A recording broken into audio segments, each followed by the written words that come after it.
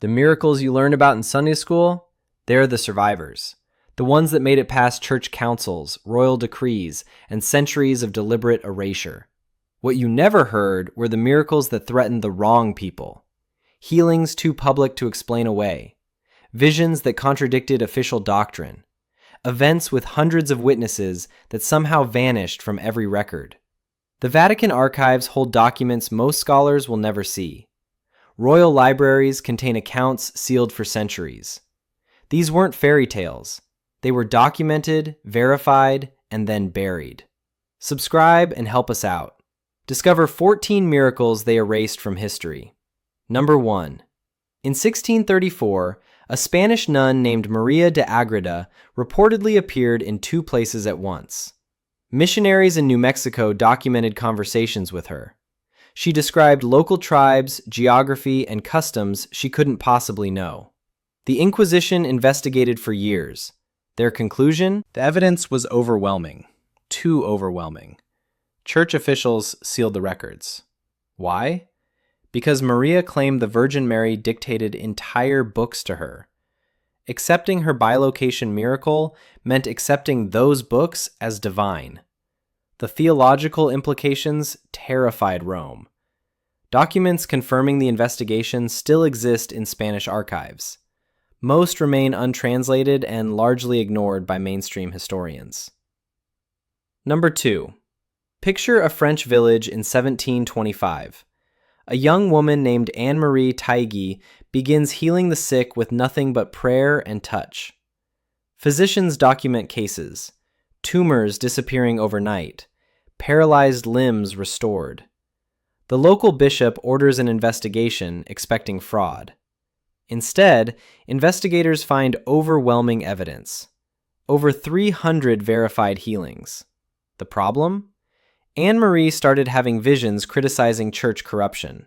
Her miracles were quietly buried. She wasn't canonized until 1920, nearly 2 centuries later, and even then her healing records were minimized in official accounts. Number 3. The miracle of Calanda happened in 1640 Spain. A young man named Miguel Juan Pellicer had his leg amputated after a cart accident. Surgeons documented the procedure. The severed leg was buried in the hospital cemetery. 2 years later, witnesses claimed they saw Miguel wake up with both legs restored. The church investigated. Over 24 witnesses testified under oath. The amputating surgeon confirmed the original operation. A notary had documented the burial of the limb. And the worst part? This miracle was actually approved. But here's what they don't teach you. The investigation also revealed 3 similar cases that were immediately suppressed because the restored limbs belonged to people later accused of heresy. Number 4. Imagine a German monastery in 1350. A monk named Heinrich begins levitating during prayer. Not once, not twice. Over 40 documented instances witnessed by fellow monks, visiting nobles, and church officials. The accounts describe him floating 3 feet above the ground for minutes at a time. The documentation was meticulous. Then Heinrich started criticizing the sale of indulgences. Within months, every record of his levitations vanished from official church history. We only know about them because a visiting Italian merchant copied the accounts into his personal diary before returning home. Number 5. In 1823 Mexico, an indigenous healer named Juana performed what witnesses described as resurrection. A child declared dead from cholera by a Spanish physician began breathing again after Juana prayed over the body for 6 hours. The physician documented everything, convinced he was witnessing divine intervention. The problem was simple. Juana wasn't Catholic. She practiced a blend of Christianity and indigenous beliefs. Church authorities couldn't acknowledge a miracle performed outside sanctioned doctrine. The physician's account was confiscated. Juana herself disappeared from all records. Her fate remains unknown. Number 6. Think about this. The Vatican's secret archives contain over 50 miles of shelving. Historians estimate less than 5% has been thoroughly examined by outside researchers. In 1998, a team studying medieval manuscripts discovered references to a mass healing event in the 12th century Bavaria. Over 700 people claimed instantaneous cures during a single church service. Contemporary accounts describe the bishop weeping, calling it the greatest miracle since Christ. Yet no official church record mentions it. The researchers found only one explanation, documented in a private letter. The bishop later fell out of favor with Rome over taxation disputes. Number 7. Bleeding statues and weeping icons seem like medieval superstition. But in 1911, a church in rural Poland reported a statue of Mary crying tears of blood for 17 consecutive days. The local bishop sent investigators. Chemical analysis of the tears revealed human blood. Witnesses numbered in the thousands. Newspaper reporters documented the phenomenon. Then World War I began. The statue was destroyed when German troops occupied the region. Convenient timing? Church records from the diocese suggest the investigation was already being suppressed before the war.